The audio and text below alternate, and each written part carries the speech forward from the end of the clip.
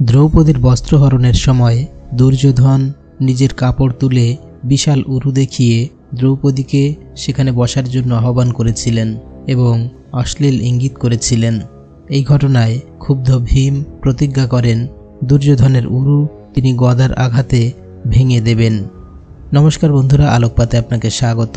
আজকের কাহিনীটি সংগ্রহ করেছি রাজশেখর বসু অনুদিত মহাভারতের ১৬ পর্বের ৫২৮ নং পৃষ্ঠা থেকে। কুরুক্ষেত্রের ভয়ঙ্কর যুদ্ধে একে একে কৌরব পক্ষের সেনাপতিদের পতন হতে লাগল।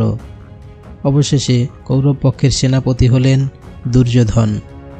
যুদ্ধক্ষেত্রে দুর্যোধনকে দেখে ভীম তার পূর্বের প্রতিজ্ঞার কথা স্মরণ করলেন। দুর্যোধন ও ভীম পরস্পরকে যুদ্ধে আহ্বান করলেন এবং দুই খেপা ষাঁড়ের মতো পরস্পরকে আক্রমণ করলেন। কিছুক্ষণ পর দুজনের তুমুল গদা যুদ্ধ শুরু হলো। দুই বীর পরস্পরকে গদার আঘাত করতে লাগলেন।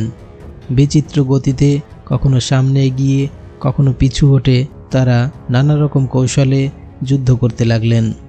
দুর্যোধন তার গদা ঘুরিয়ে ভীমের মাথায় আঘাত করলেন। ভীম অবিচলিত হয়ে প্রত্যাঘাত করলেন, কিন্তু দুর্যোধন ক্ষিপ্র গতিতে সরে গিয়ে ভীমের আঘাত ব্যর্থ করে দিলেন। রক্তাক্ত দেহে দুজনেই দুজনকে আঘাত করে চললেন। যুদ্ধে দুর্যোধন ক্রমশ দারুণ হচ্ছেন দেখে অর্জুন বললেন, জনার্দন, এই দুই বীরের মধ্যে কে শ্রেষ্ঠ?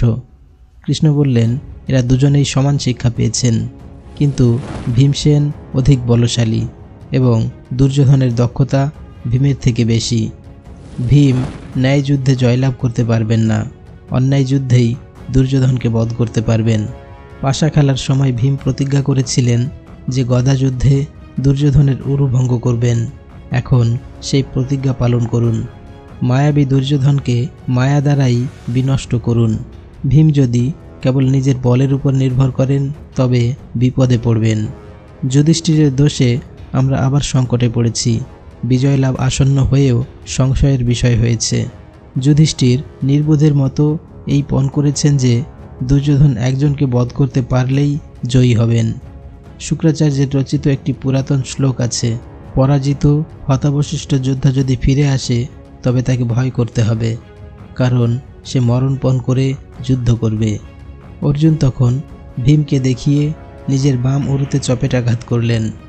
এই সময়ে ভীম ও দুর্যোধন দুজনেই পরিশ্রান্ত হয়েছিলেন।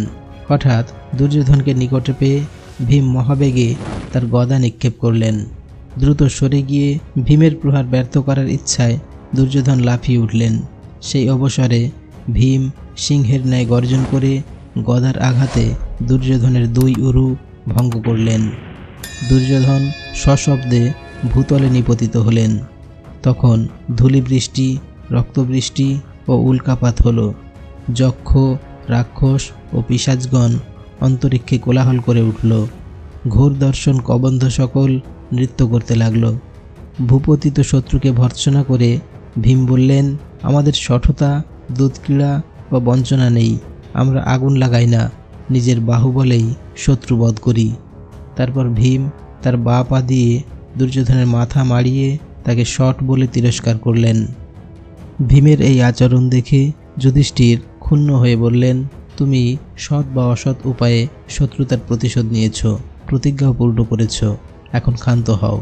রাজা দুর্যোধন এখন হতপ্রায়। ইনি একাদশ অক্ষৌহিনী সেনা এবং কৌরবদের অধিপতি, তোমার জ্ঞাতি। তুমি চরণ দিয়ে একে স্পর্শ করো না, এর জন্য শোক করাই উচিত, উপহাস উচিত নয়। ইনি আগেই নিজের আত্মীয় স্বজন বন্ধুবান্ধবদের হারিয়েছেন, তাছাড়া ইনি সম্পর্কে তোমার ভাই। তারপর যুধিষ্ঠির দুর্যোধনের কাছে গিয়ে অশ্রুসজল কণ্ঠে বললেন, বৎস, দুঃখ করো না, তুমি তোমার কর্মের ফল ভোগ করেছ। তোমার অপরাধে তোমার ভাই তোমাকে বধ করেছে।